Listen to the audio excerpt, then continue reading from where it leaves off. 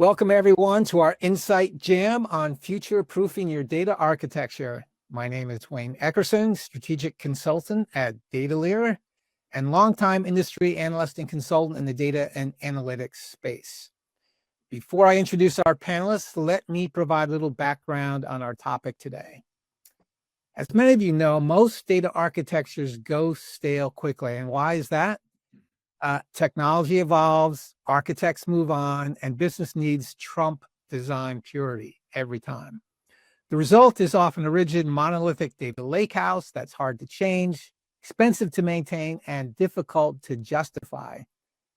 Many of these monoliths serve as dumping grounds for data sets needed to populate urgently requested reports by business leaders.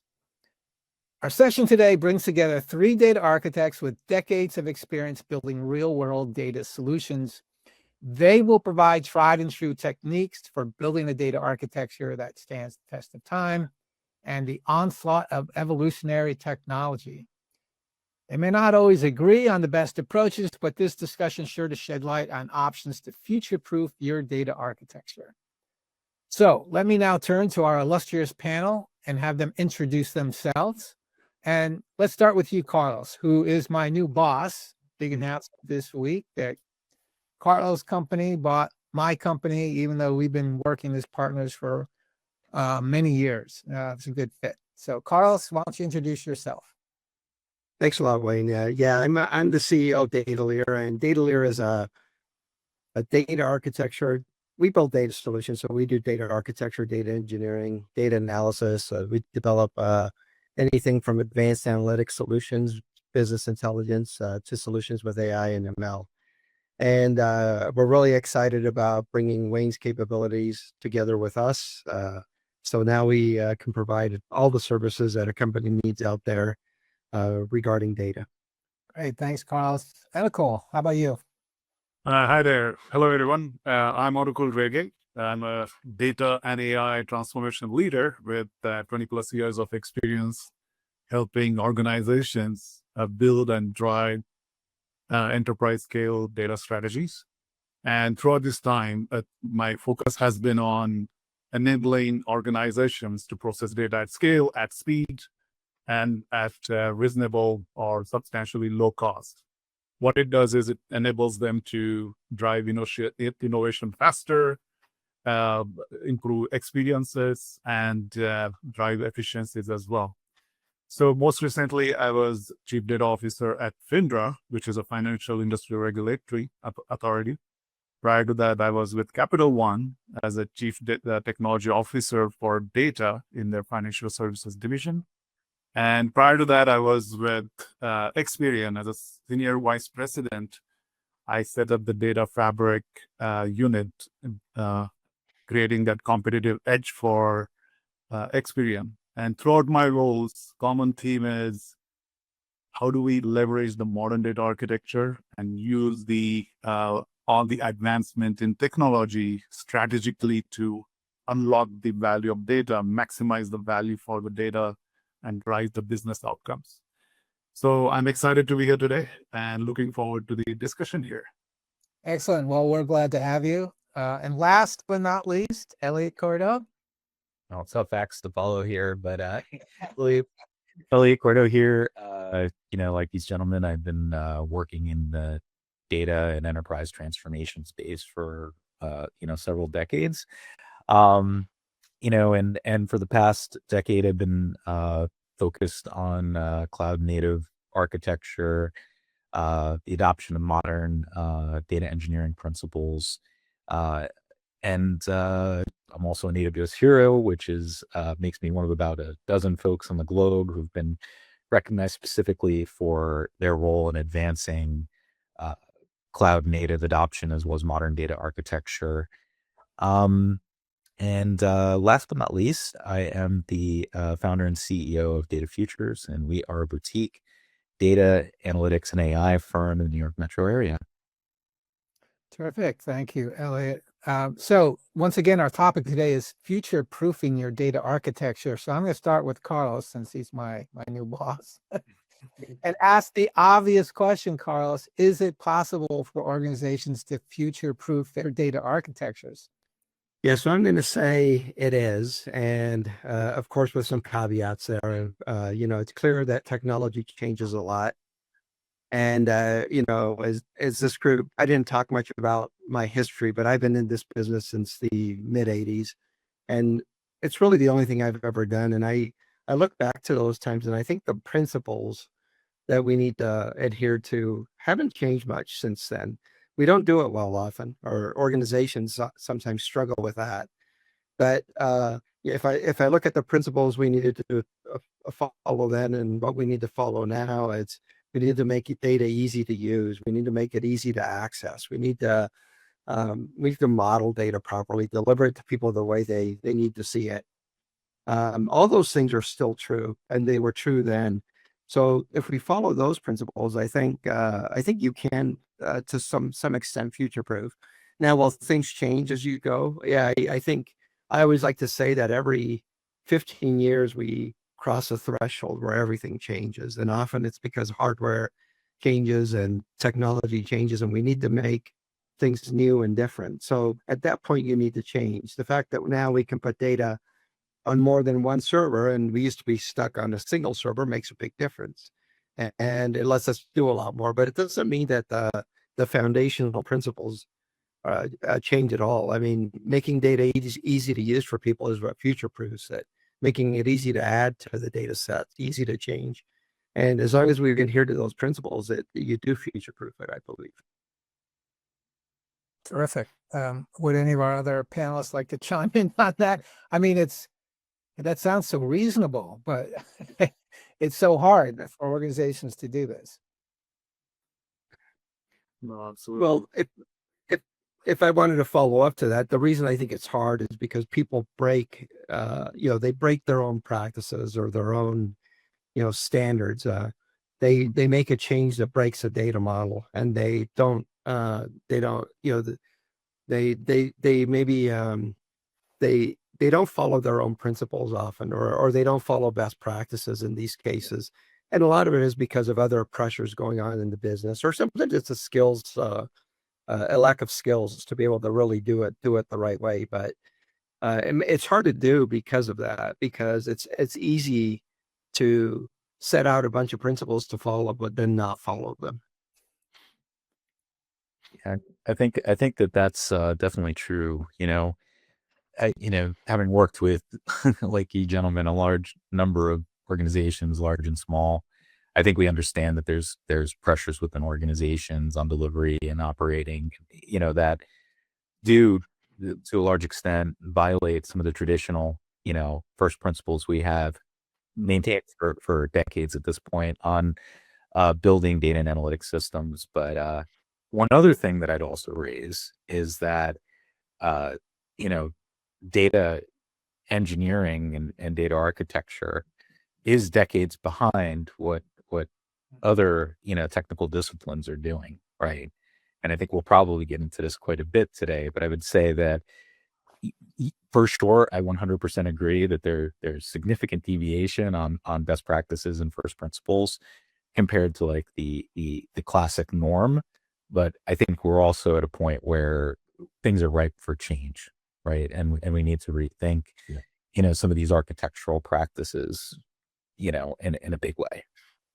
Yeah, absolutely. Just to add to that one, what Elliot you said is many times it becomes more of a technology problem, and business always kind of says, "Hey, data is not right. I'm not getting what I'm looking for. This is a technology problem. This is you did architecture it well." So that mindset needs to change as well. And good news is that I'm seeing that one, especially with the conversation around data meshing, the federated models and all.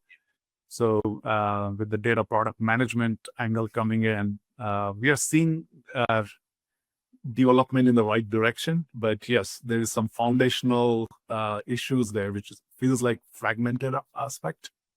And that kind of contributes to many of those aspects. That leads to the funding aspect, that leads to the focus or the continuous process kind of aspect. Those are all necessary if we want to get where we want to get to. Yeah. So, cool. Just a follow up on that. I mean, you've worked at 3 large organizations. why why why is it so hard for those types of organizations to future proof their architecture? You've seen it. I'm sure you've lived it, right? Yeah, absolutely. And that's a great follow-up to what Carlos said before. And those, many of us who have been around for a while, I'm sure we all experience this. And as you said, when in the beginning, which is data architecture doesn't age well. Actually, it ages poorly. And reason for that is, it is a manifestation of designing it for today's constraint as opposed to future possibilities. Mm. And what I see that it is not a one factor contributing to it. It's combination of things. And that could be the history of the organization. That includes the mergers and acquisition that throws the monkey wrench into the whole architecture space. Then having the consistent governance aspect, siloed decision making, because we are very much division oriented, and left hand doesn't know what right arm is doing. And to add to that one is the business urgency, business pressure, the shareholder pressure, showing progress every quarter. So all these factors, in certain extent, kind of override your data architecture priorities or integrity in a way. And if you look at the space and time dimension, I feel, based on the work that I have done, we do a very good job with the space. And what I mean by that is we understand the entity relations, we understand the requirements, the assumption, and we kind of bring them together really nicely today. But the bad news here is with the time, all those things change. And that's where the architecture needs to be the game of adaptability, evolution, and that's where I think most of the struggle kind of comes in. Other pattern that I have seen, which is kind of extension of this, is you start with well-designed data platform. As you said earlier, you use word monolithic, but you start with that well-designed platform. But over a period of time, your needs change, your leadership rotates, which is a common thing. And along with that, your priorities or the initial vision that has kind of no longer in the front, right? So with this change priorities, now what is happening is instead of evolving your platform, you start kind of patching it. And as a result of that, we are looking at your platform, which is more brittle. It is more of a monolith with all these patches. So this could be the symptom of, all these patterns that we could talk about. It kind of comes down to 3 or 4 main reasons, in my opinion. And the first one I would say is how we pursue architecture. In many companies, the architecture is considered as a project, which happens in the beginning of the initiative. And it's not a kind of a product which is a continuous process, so that you can address the evolution aspect, the adaptation aspect, and most importantly, the stewardship that architecture provides. That gets missed in this.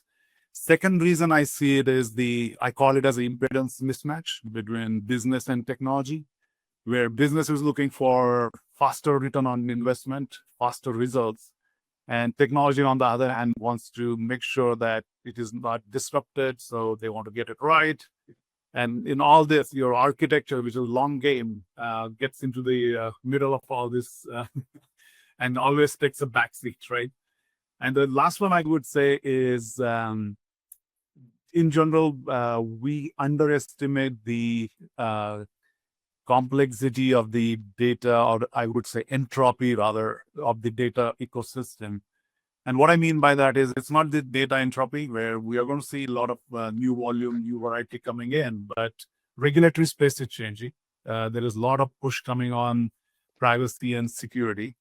Technology space is changing fast. We talked about data meshing and all the new paradigms are emerging.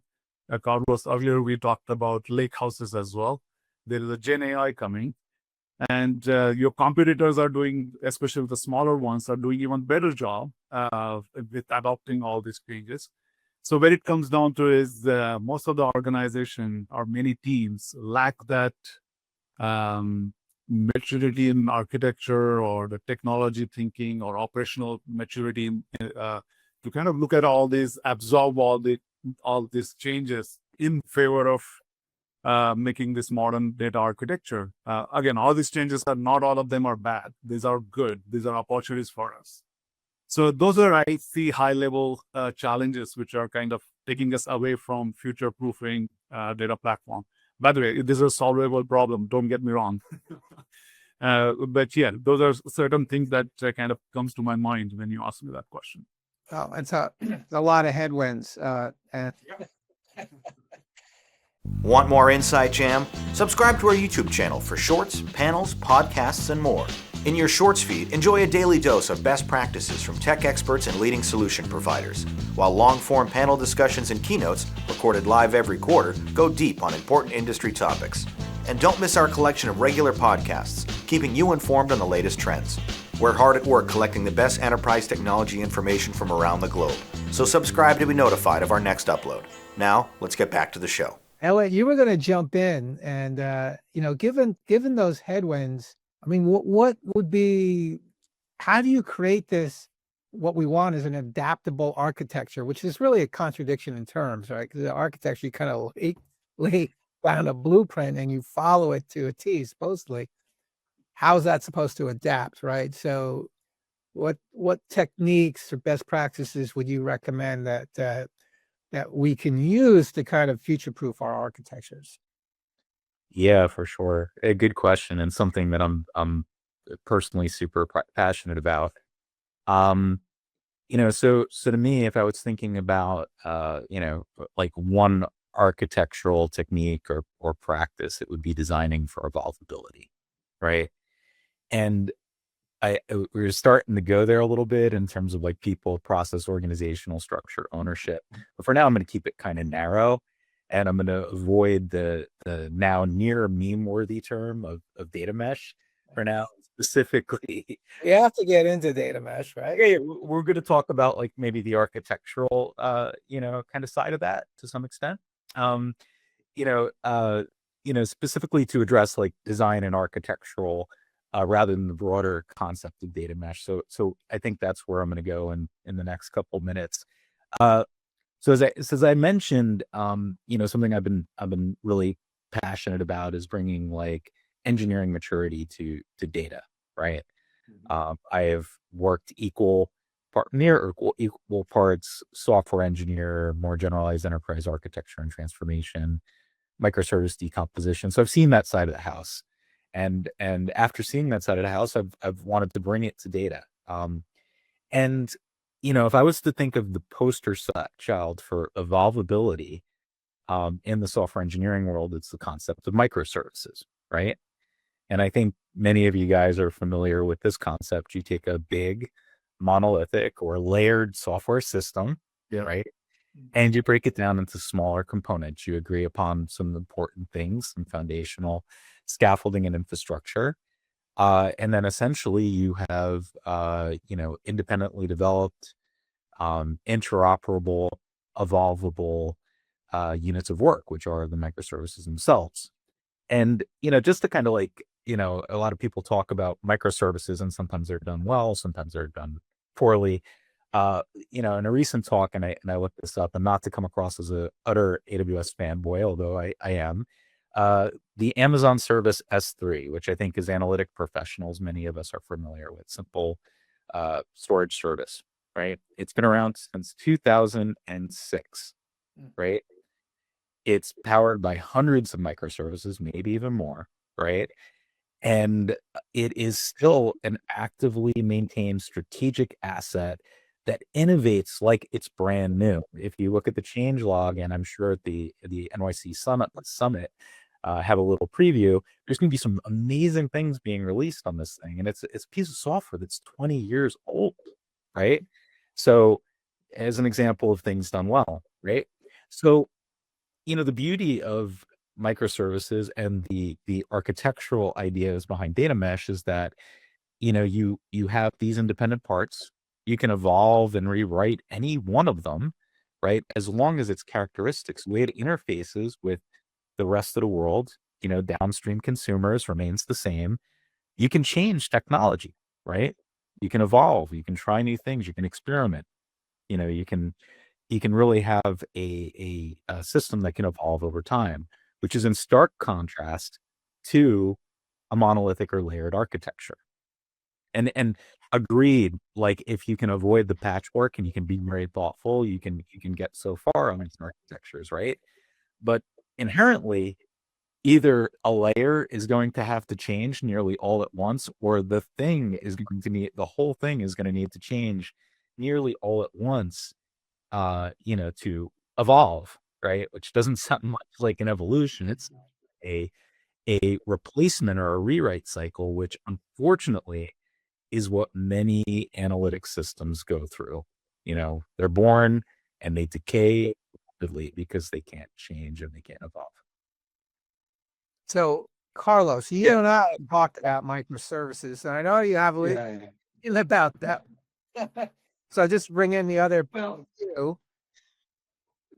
Well, let me talk about it this way, because I think I agree with most of what Elliot's saying. And the way I like to say it is, and that he referenced this a little bit earlier, that we have a lot to learn from our cousins in application development, right? We're behind. And where are we behind? Well, in application development, they think test first, they check in code, they have code versions, they review code, they have reusable components, things along those lines, right? That I think in most most implementations and most organizations, the data side doesn't have much of that or any of that.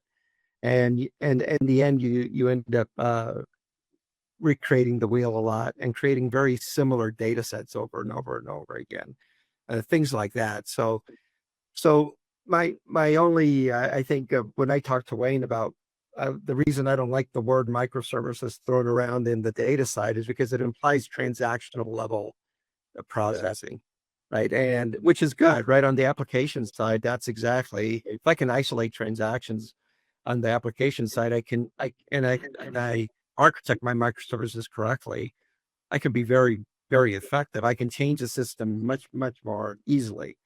On the other hand, I have trouble calling a microservice a process that goes through a billion rows and joins it to another billion rows and builds some output based on that, and then joins to another billion rows. That's a reusable process that is very important and should be a foundational component of if you have a bronze, silver, gold, it should be a silver or a gold process, that everybody relies on. But I don't want it to be called a microservice just because it's not small, right? It's a big thing, and it's very foundational. So I think it's more of a terminology thing. And I think I said it yesterday in another webinar, we're way behind. The reason data quality is poor is because we're way behind on how we develop our solutions. Yeah. And if we developed them more like application engineers, we would be better off. That's why they can, like Elliot was saying, that's why they can change a big, huge system, maybe on a weekly basis, and do it successfully without it failing. Because they've developed in such a way where they, I'm sure S3 runs on hundreds of thousands of VMs, and they can change it and make it work. So in my mind, I think I tend to agree with everything except maybe that the use of the terminology there. But in general, those are the things that we need to do a lot better. Now, I will say the one difference we have, I think, from application developers is that in an organization, everybody is a data developer. Right? Today, if I have 1,000 people in my organization, they should all be data users. They won't have their hands on the code of developing an application. That's usually limited to a few software engineers, but they will have their hands on being able to query the data, being able to download it, put it in Excel, transform it further. They become engineers or they become developers in some way, and it becomes code that needs to be managed. And that's where I think we would struggle from the point of view of code management. But I think it's still a concept that needs to go forward, especially as we develop more data as a product and go down those paths. I need to make sure that what's being developed is consistent with a lot of the other principles we're talking about here. If that team decides not to build that product anymore, not to support it, how can I take it over and support it myself because I still need it, and how do I get the right code? How do I take it on? So those are where I've seen that fail, is where I'm depending on something happening somewhere else, and they stop supporting it, and now I'm in trouble, right? So I think we can go a lot further by acting like application developers with a few nuances that are somewhat different for what we do. So maybe the term's not microservices, but macro services. I don't know. Kind of cool. What do you guys think? Oh yeah, yeah. I actually was using it just illustratively, but I do disagree that microservice means something different. I think the best term right now is data product. Right. Yeah, and microservices, I think everyone gets very excited. And I think a few months back or years back, I saw the tweet from Elon Musk as well when he took over Twitter. The kind of the micro services. What's the word that he used was very interesting. But many times we go overboard. And one of the organizations that when I joined initially, they were trying to solve all problems through microservices. It's like that was a little bit far-fetched.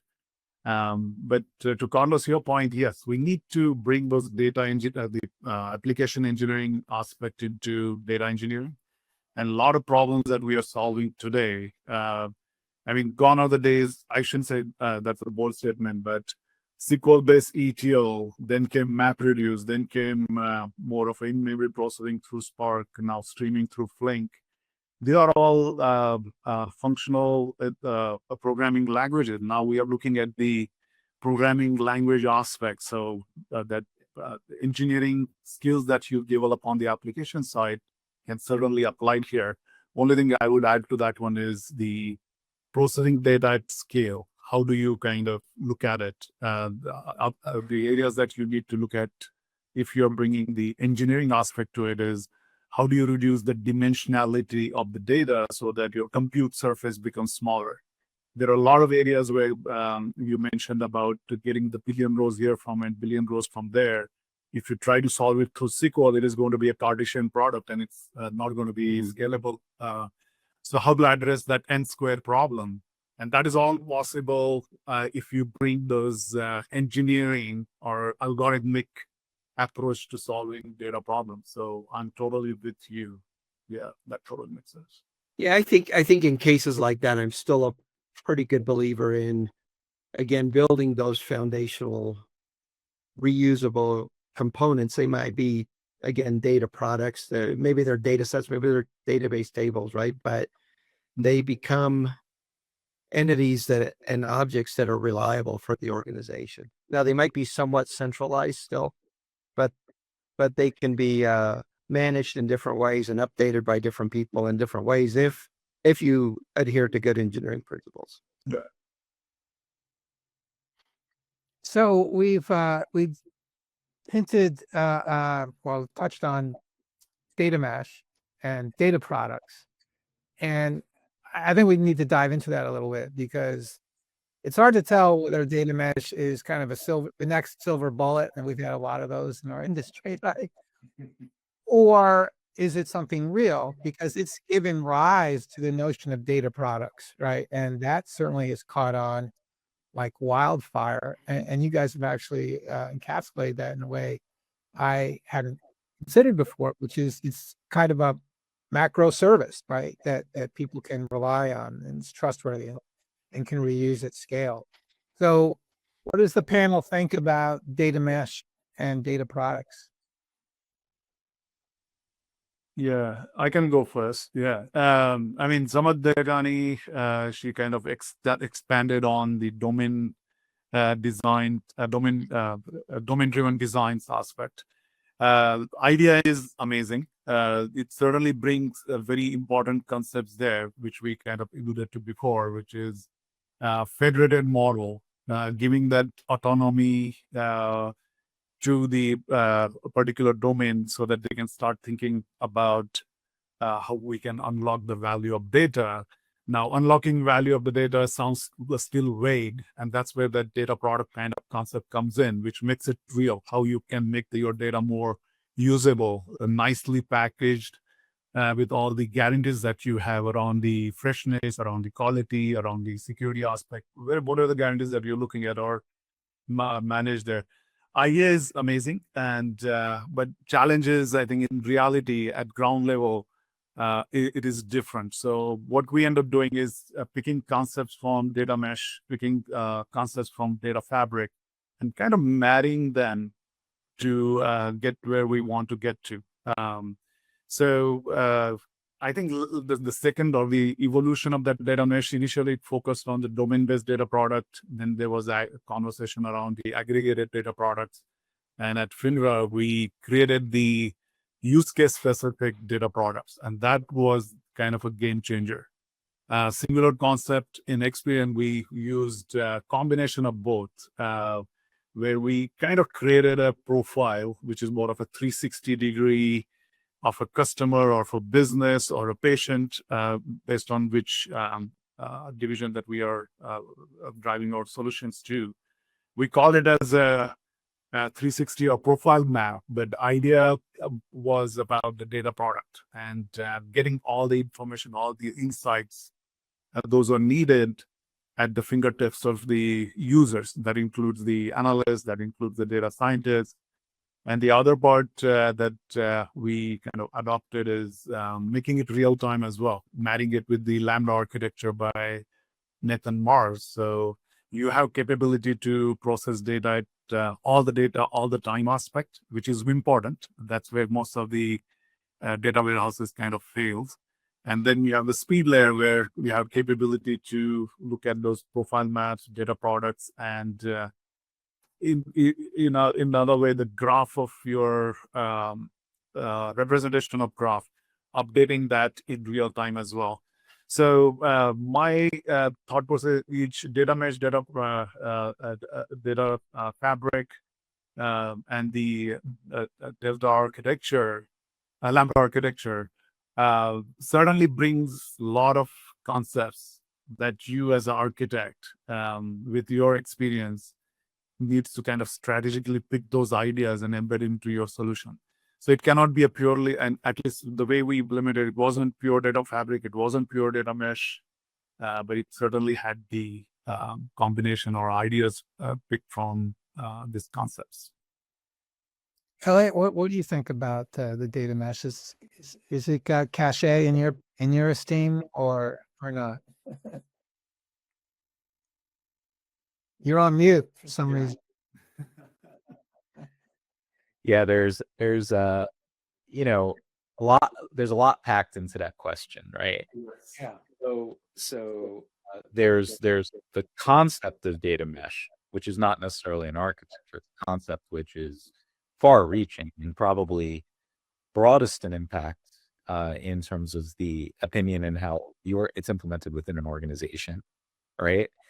And then there's, of course, the map was provided by Samak and which is super highly opinionated, and in that state of opinion really suited for only certain types of organizations. So I think as my fellow panelist and Akul was saying, a lot of organizations are looking at this and saying, hey, which parts can I cherry pick and which are applicable to my organization, whether it be from a technology perspective or an organizational and or operating perspective, right?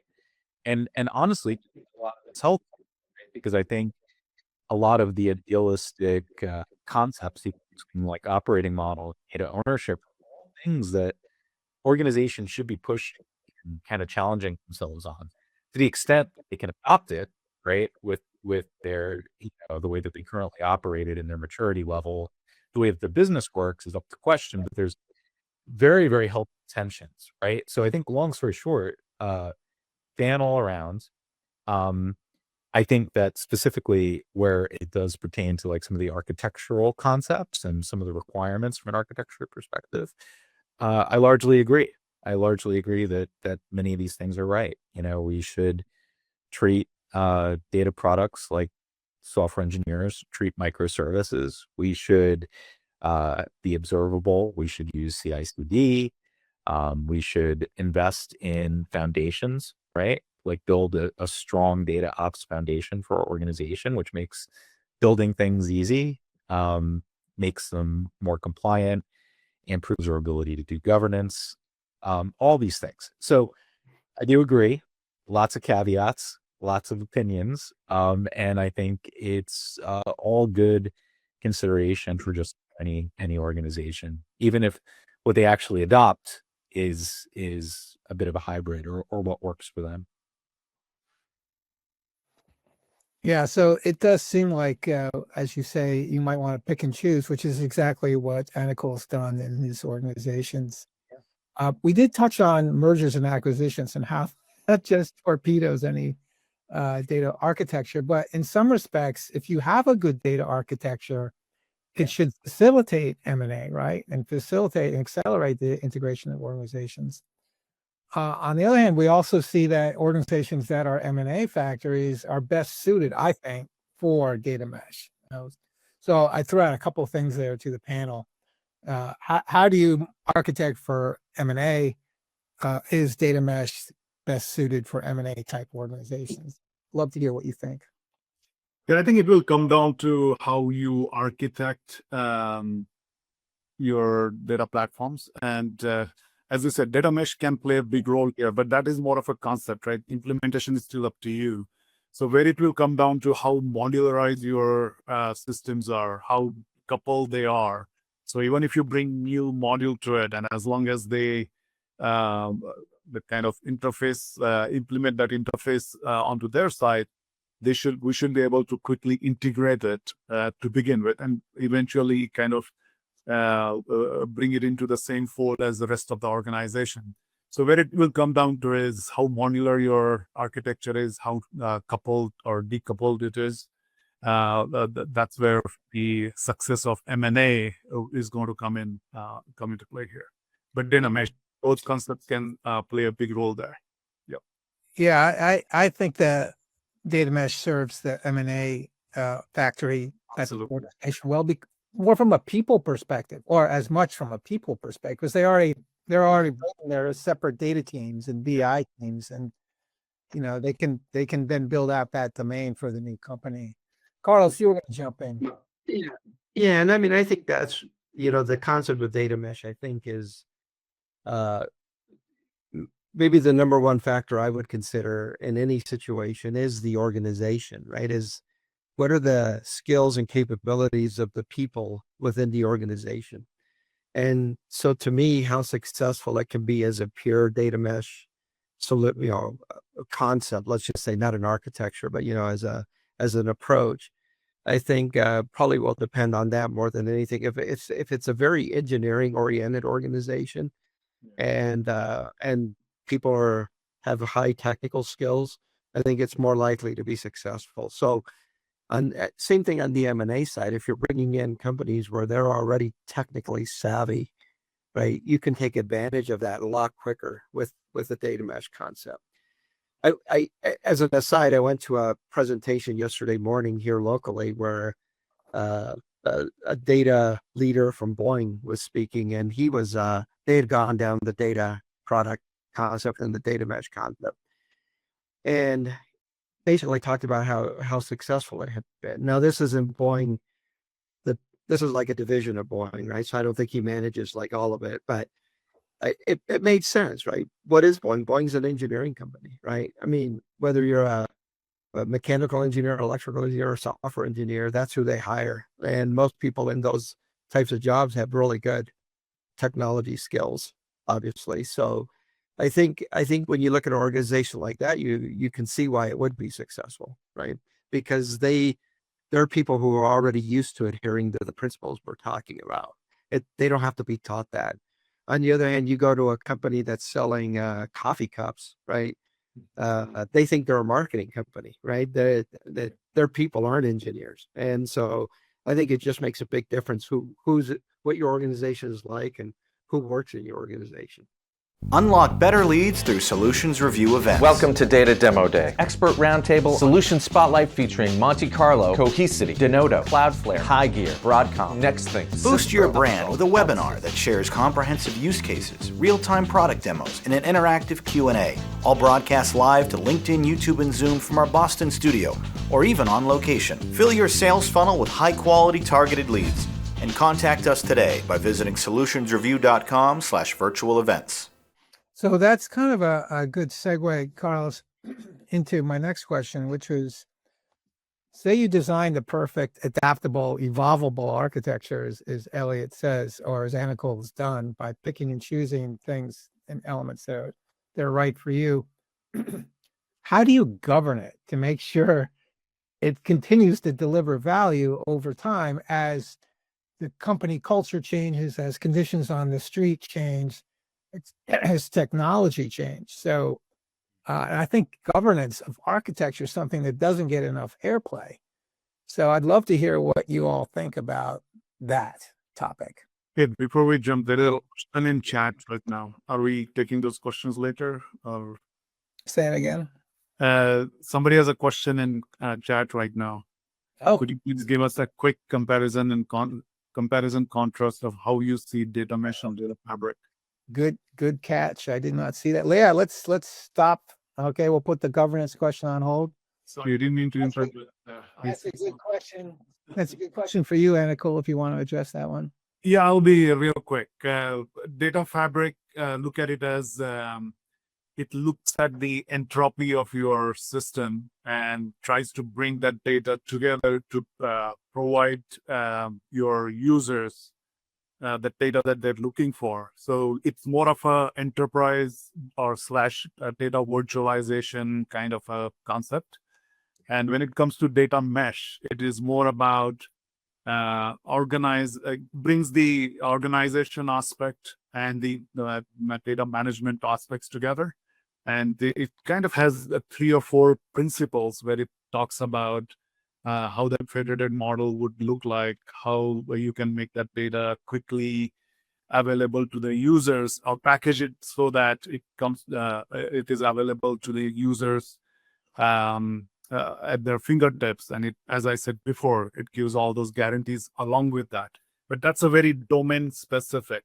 Within the organization, you're going to have multiple domains. So what that data mesh does is it kind of gives that autonomy to that particular domain to evolve their data products, think about how their users can leverage that data better. And then there are other concepts, how you can bring 2 domains data together. There's aggregate data product concept, and now the latest user case-based data product kind of concept coming in. But overall, it is about federated model and kind of addressing the age-old question of autonomy versus control. So what it is doing is the how part comes from the central that every domain has to adopt to, but what they do with that, it's totally up to the domain. So that's the important aspect with data mesh. It gives you control. It gives you control and autonomy as well. And how comes from central?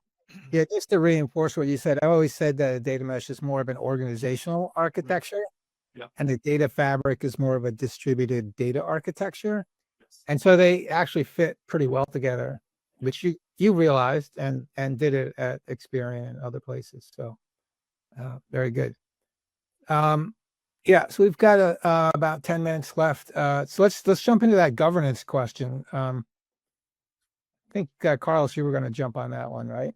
Yeah, I would just say, governance works well, and everything like this can work the way we wanted it to work if governance allows for rapid change, right? That's really the key in my mind. We talk about applying the right principles and doing things the right way and following certain patterns. And we have to make sure governance doesn't get in the way, right? I think the way I like to say it is, I'm a VP of finance and I need to make a change right now, right? Or I need to make a change in the next hour. I need new data in the next hour.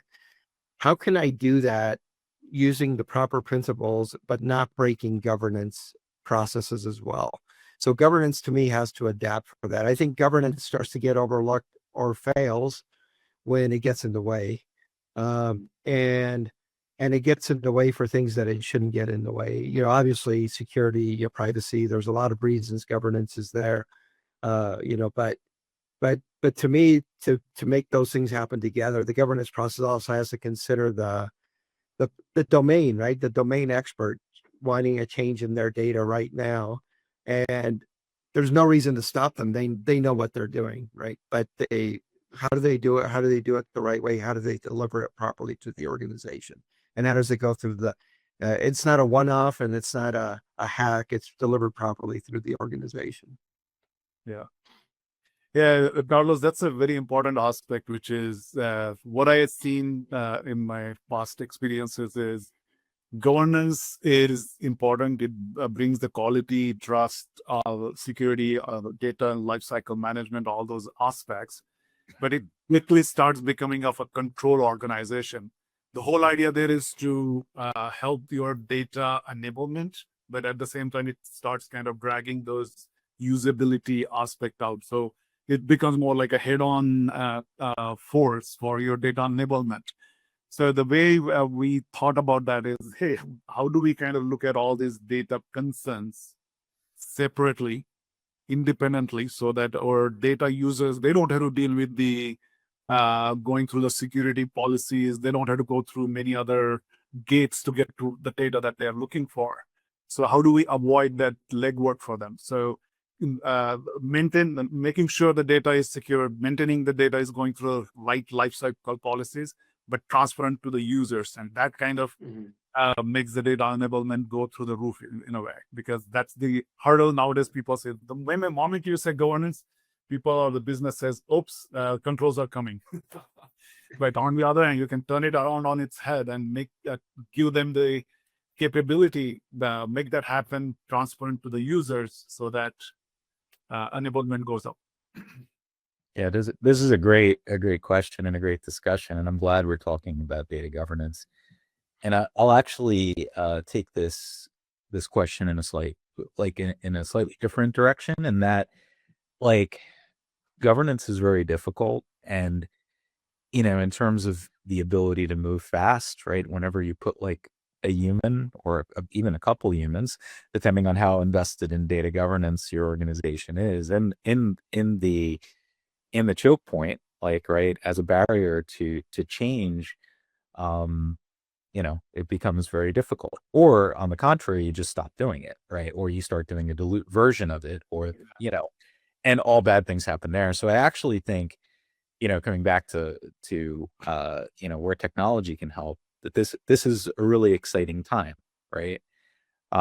Especially with Gen AI. But let's even talk about like the more pragmatic, practical, well-established, kind of tricks that are happening again in software engineering, right?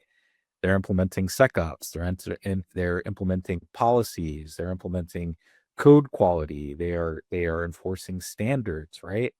Programmatically, like as the code is being, submitted, merged, deployed, right?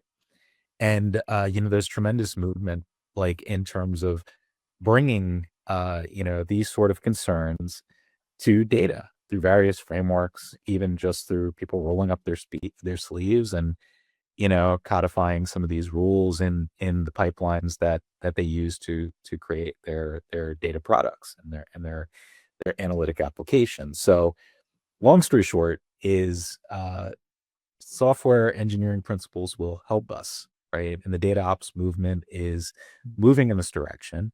And I think, again, coming back to with AI, there's just going to be there's just tremendous opportunity to automate more and more and apply human-like reasoning to the application of organizational policies, right? And all the things that we want to get right. And what this can mean is we can do a much better job, right? We can do a much better job and move faster. So anyway, hopefully that's helpful. So it seems to me that, yeah, as you guys pointed out, the downsides of governance, the best governance is invisible. It's actually embedded into code or into the tools that people are already using. So they don't necessarily know that they're being governed, but those tools embed the standards. And that same would be true on process side. So we do a lot of data governance work with organizations. So I don't want to short shrift the need for formal governance programs, because there is definitely a need. But if you talk to Sean Hewitt and Josh Reed, our governance guys, they would say the best governance, they would call governance by design, where governance is built into the project process, right? Or the life cycle management. It's just part of the process, and people go through it like they would any other process, right? It just becomes habit very quickly. Yeah. So the more you can start to embed the standards and the steps, governance steps, into your existing life cycle management process and your tools, the better off you're going to be. Yeah, and if you come back to even data mesh, do we have a data mesh counter here? How many times the word's been said? One of the principles was this idea of programmatic or autonomous governance, right? Because the vision there is that you have all of these people developing products like independently, and it's fast, and you just kind of got this pervasive kind of architecture where everybody's contributing and it's all going fast. If you don't do this, it won't work, right? You can't have you can't do this thing to increase velocity and participation and then create a human choke point, right? Right. But I would say you need a lot, especially with data mesh, if you don't have real strong federated governance across the organization, to understand what are the standards and the principles and how we're going to embed them. The mesh will just become data silos, going off in their own. Well, and you can't, and that's one thing is I think people can't fall into the trap of a data mesh. Often sounds appealing, often to business users out there, because you tell them, hey, you're going to be able to manage your own domain and do whatever you want. I love that, right? I don't have to talk to IT ever again. And it can't devolve into that, right, is the thing. And I think what Elliot's talking about is, once you do that, how does it get governed? And automation, you won't be able to govern it by having a committee meeting every week, right? You'll have to govern it in ways we don't do today. Yeah. Interesting. Elliot, you're a technology guy.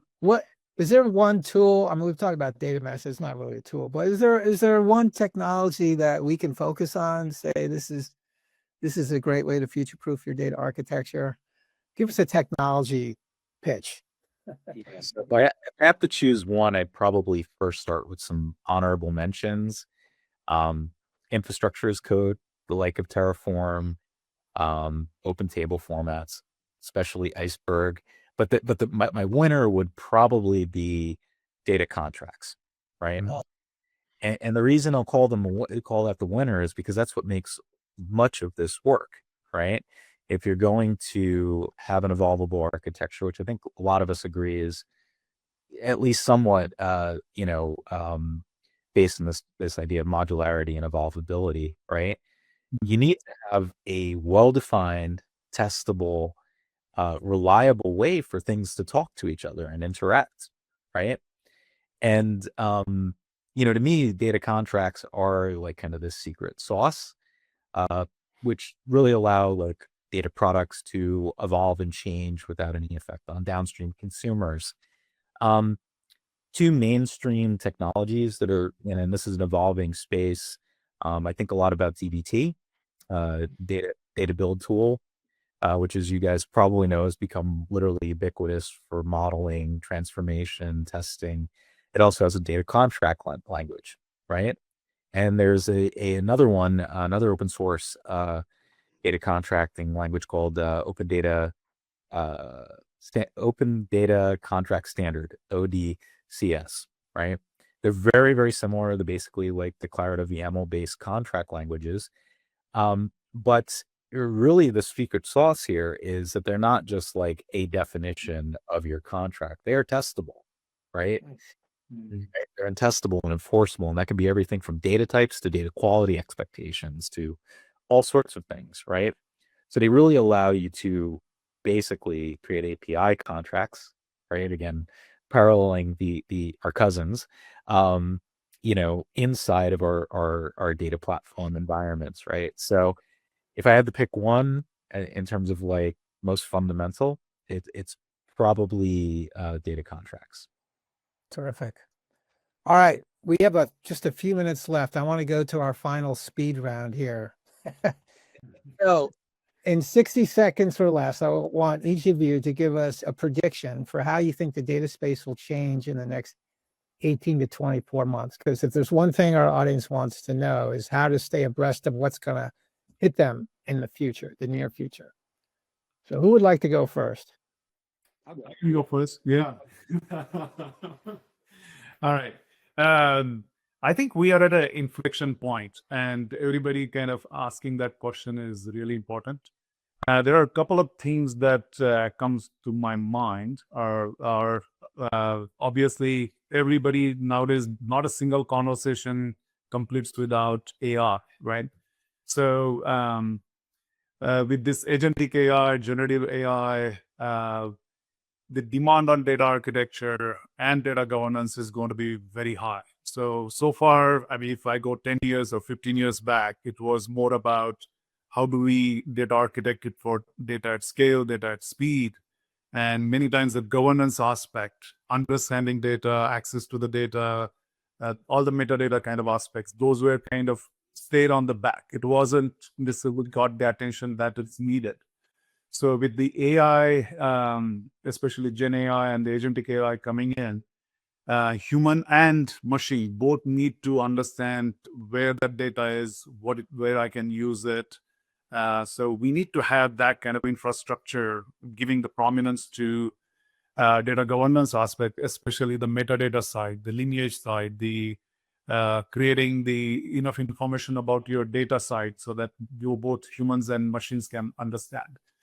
The second one I see, which we try to address for last 10 years, and I would say to some extent we're successful, is the business and technology. They're on two different, they don't necessarily talk the same language. There is a conversation around DSL, blah, blah, blah, but end of the day, best way would be to start thinking about self-service. So giving controls, I mean, technology is there, but making it transparent. Conversation that we had earlier, which is, yeah, governance is there, but it is transparent. Similar to that, how do we reduce the dependency on data engineering team or technology team for that matter, and give controls back to the users so that they can bring the data set that they want. They can build the data products that they want. They can create the insights that they want. And that is doable if you architect it correctly with the combination of this data product thinking. We should be able to get there. And more on the opportunity side, I'm really excited about AI in a way the tech stack it is opening up right now. Many challenges that we had in the past, for example, how to deal with the unstructured data, that is quickly becoming more easy now. Vector databases, vector embedding, and kind of bringing it all together, understanding your customer, the behavioral analysis, the pattern analysis is becoming a lot easier. And I'm really super excited about that angle because in my previous organization, we try to solve it through traditional ways, but now there is a technology support to it that is very exciting. And this is where I would say we are headed. And one last thing, since we are on the architecture topic, important thing is that architecture is not a destination, it is a discipline. And we have to kind of incorporate it into our culture, our processes, and that's where the real success would be, the future-proofing your architecture. I can go next because I've been saying this since 2004, so it's going to come true one day. I think we're close to it. And not to use any buzzwords, so I'll just put it this way: in embedded machine learning and AI. Right? I think that's AI and machine learning that's happening without you knowing about it. Yeah. Through various different processes, and essentially AI using machine learning models and the results of machine learning models to ultimately make better decisions for you and present better data to you. So Elliot, you get the last word. Okay. All right. So I think like I'll just build upon what these two gentlemen have already said. First off, I think AI is probably having two heads, right? Like it's creating, tremendous pressure to do the hard work, and reach a higher level of analytics maturity. But it's also helping us, right? So we have tools that are providing us the ability to move faster and do things that are harder, much in a much easier and efficient way. Coming back to the original, kind of my thesis is we're going to see a convergence, right? Like maybe we don't use the word data mesh, but I think we're going to see a lot of, modernization changes and changes to the way that people build analytic systems, right? We're going to see layers dissolving. We're going to see more modular approach to building things, and hopefully inherently building evolvability and helping us future-proof these systems. So that's my final word. Well, terrific.